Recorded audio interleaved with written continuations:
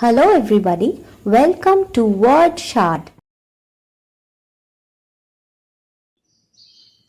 Hello, everybody. So today we will be starting with another Merchant of Venice scene. And you see, in the last class, I asked you why can't the Duke deny the course of law to the strangers? There were two questions, as I told you, and so I see many of you have answered it correctly. And I'll tell you the answer of the first one. Why can't the Duke deny the course of law to strangers? See, Priyanshi Kumari, you have written that Duke cannot deny the course of law to strangers because Venice had laws in place to protect non Venetian traders. That means who were not from Venice. They also came to Venice to trade. So if the legal document was not followed in the court, it was a legal bond, isn't it? It was signed by Antonio. So if that was not followed in the court, and if the Duke did not or the Duke went against it, did not allow Shylock to take what he wanted to take, then it would be taken against law, and then people will lose the trust in the justice of Venice, and they will naturally stop coming in for trade. So that was the problem for which the Duke cannot deny the course of law. And the second question was that what final wish does Antonio express before he would die? This is very easy. Antonio's final wish was to see Bassanio before he dies. This shows the immense amount of love and affection that that Antonio had for Bassanio. So Priyanshi, second one is correct. First one is also correct. So you see, there are many who have answered these questions, but the first one is most important over here. Why can't the Duke deny the course of law to strangers? So you see, there are 3 marks. So point number one, you explain who are the foreigners. The foreigners were the people, or the strangers. The strangers, who are these people? The strangers were the people, the foreigners who came in to Venice for trade and commerce. Number two, the second point, you're not going to write it points, but I am just telling you where you can score marks. Number two is that Shylock's bond, or the bond that Shylock and Antonio had duly signed, that one was brought to court and it was penalty. Okay, so the penalty was that Antonio had to pay a pound of flesh. Now the court cannot deny that because it was a legal document and Antonio had signed it. If it was denied by the Duke, then it would be taken by other people that the court does not provide justice to its people. Okay, so whoever comes to the court may not get justice.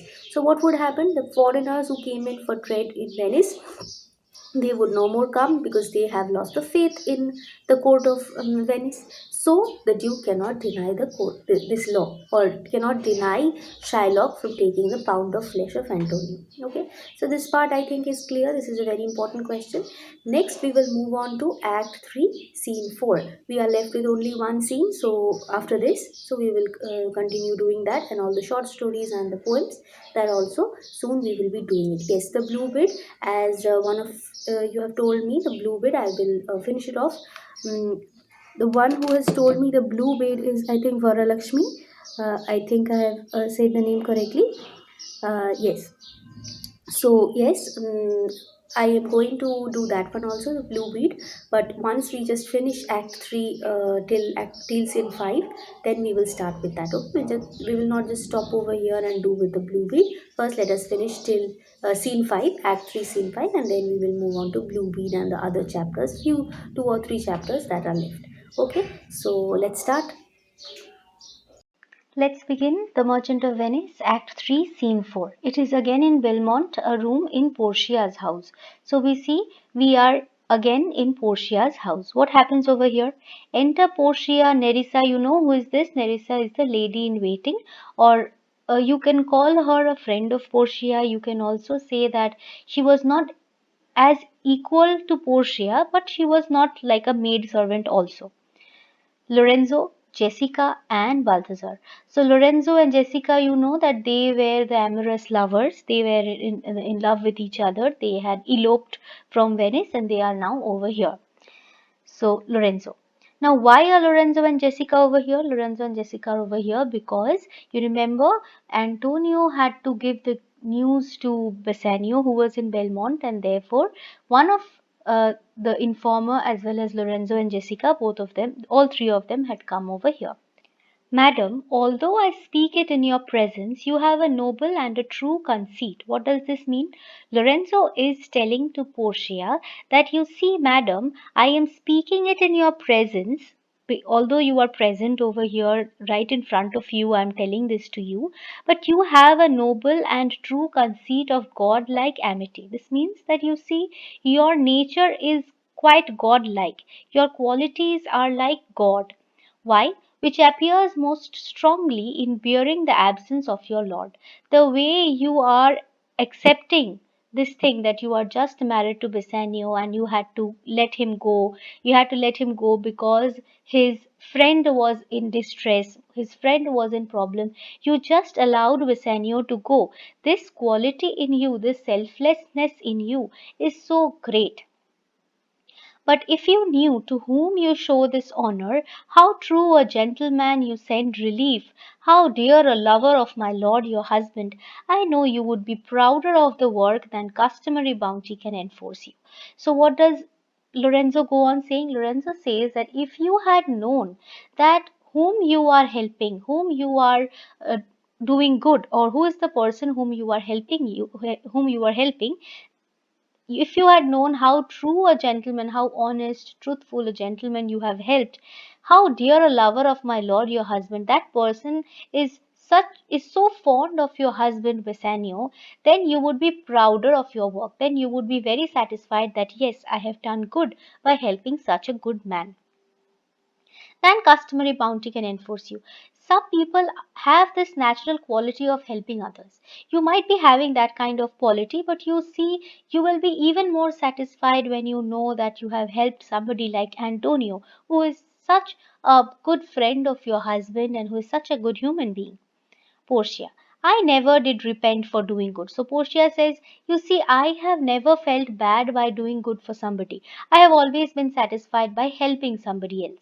Nor shall not now, and same is the case this time. This time, this man whom I don't know, but he is in distress, he is in a problem. So it is my normal behavior, normal way of helping others. For in companions that do converse and waste the time together, whose souls to bear an equal yoke of love, there must be needs a like proportion of lineaments, of manners, and of spirit. So, what does Portia say? Portia says that you see, when people, I'll show you one picture over here.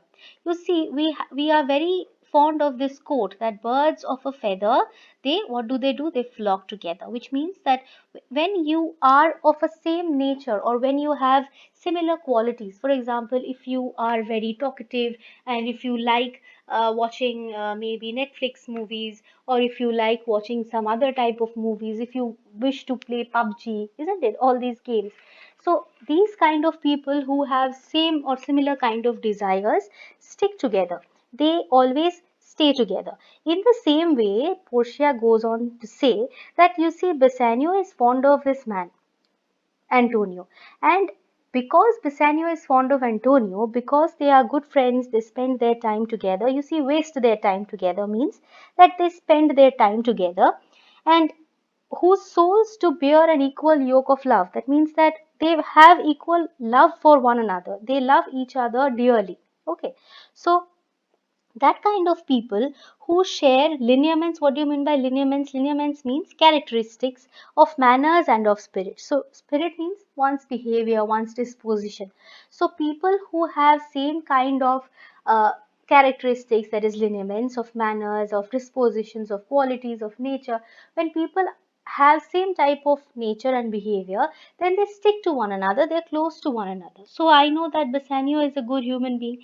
So somebody who is staying with Bassanio, who is a good friend of Bassanio, he must be quite same like my husband. So if my husband is good, is so good, then obviously his friend cannot be bad. So I already know that the person whom I have helped is Bassanio's friend, and therefore he must be good also.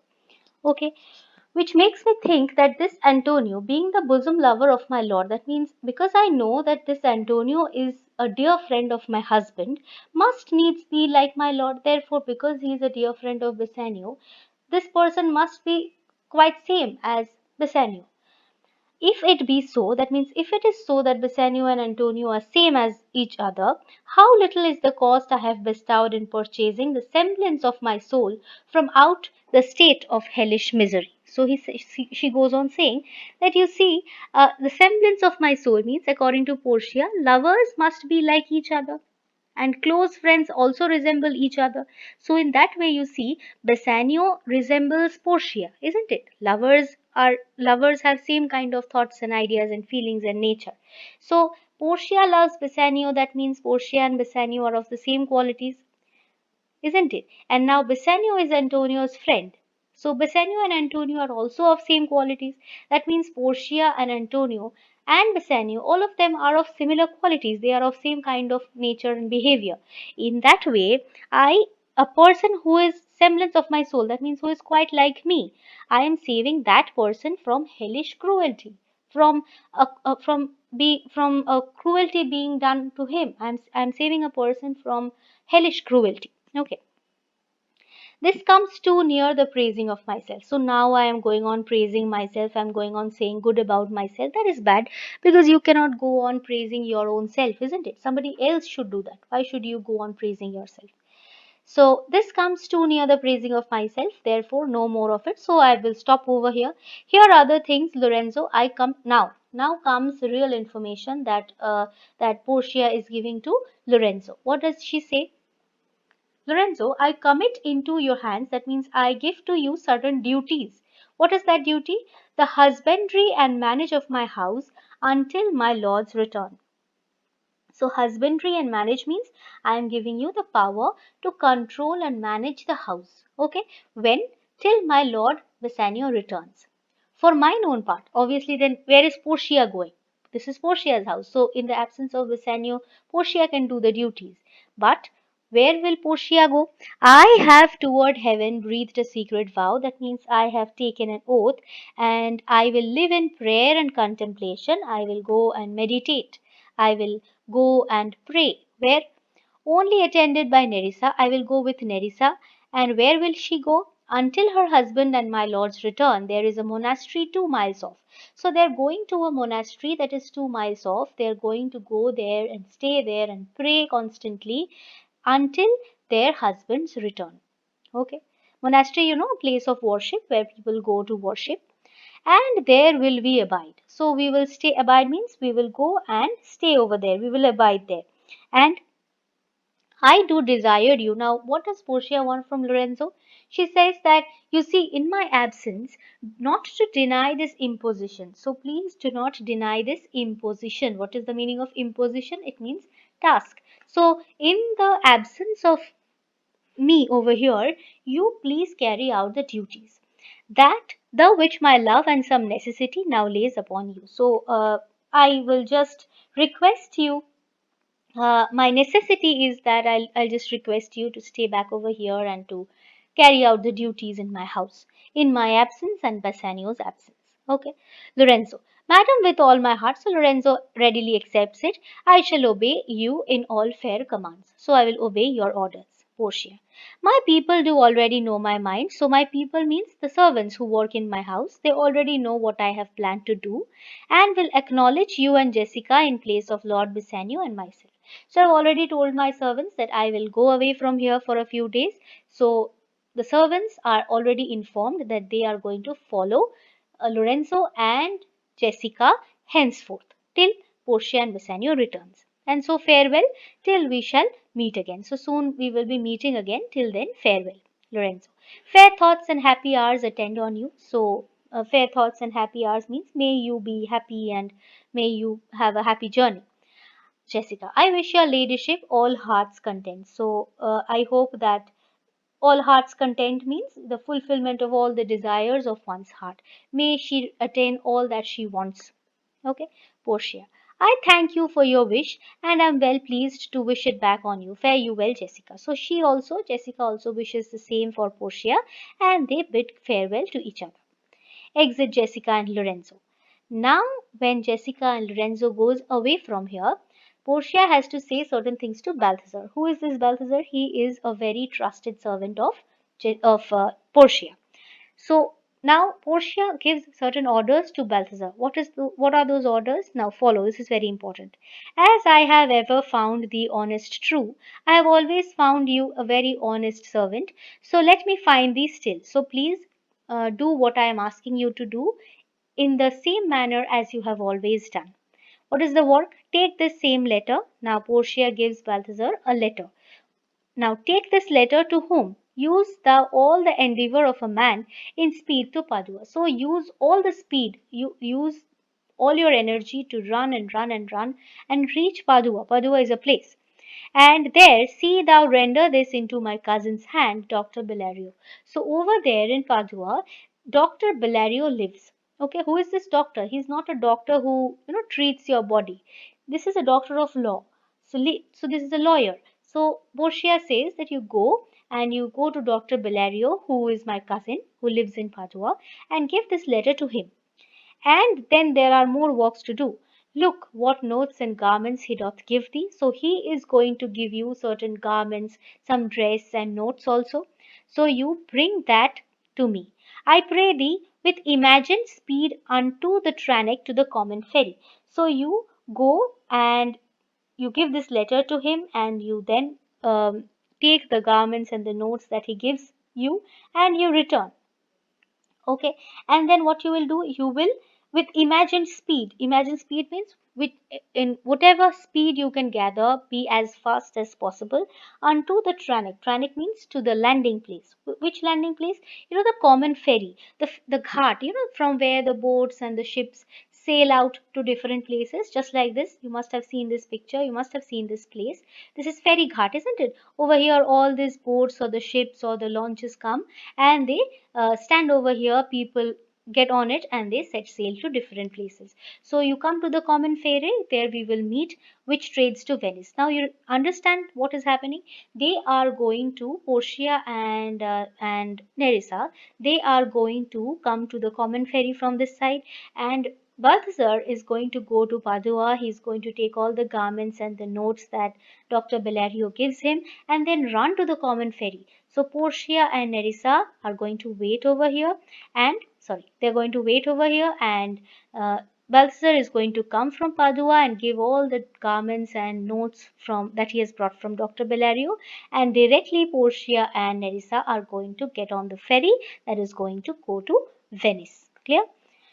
Waste no time in words, but get thee gone. So don't waste much time. Just immediately set out for your work. I shall be there before thee. So I'll be waiting at the common ferry. You come over there as fast as possible. Balthazar, Madam, I go with all convenient speed. All convenient speed means as fast as possible. I am going to go there and come to the common ferry. Exit. Portia. Come on, Nerissa, I have work in hand that you yet know not of. So you see, Nerissa, I have certain works to do. You don't know about that. We will see our husbands before you think of us. So before they think of us. So we will be meeting our husbands before they even think that they are going to meet us. So it would be a sudden meet. Nerissa, shall they see us? So Nerissa says that are they going to see us? They shall, Nerissa, but in such a habit. What is the meaning of habit? Habit means in such a condition, in such a dress, attire, they are going to see us that they shall think we are accomplished with that we lack. So they will think that we are not actually Nerissa and Portia. They will not be able to identify us, but we will know that these are our husbands. Okay, now you can understand they are going to disguise themselves as men. They are going to disguise themselves just as this picture you see. They are going to disguise themselves as men.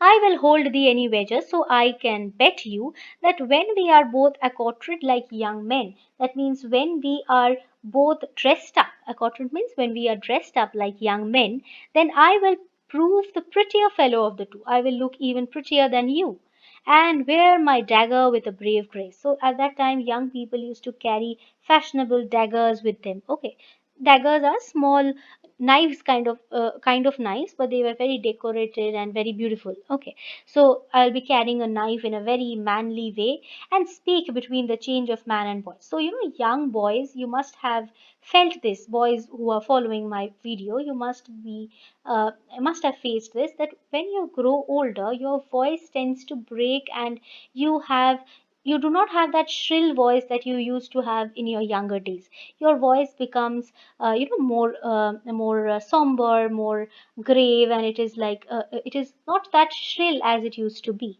So that kind of a reed broken voice, we will talk in that kind of a voice, and turn to mincing steps into a manly stride.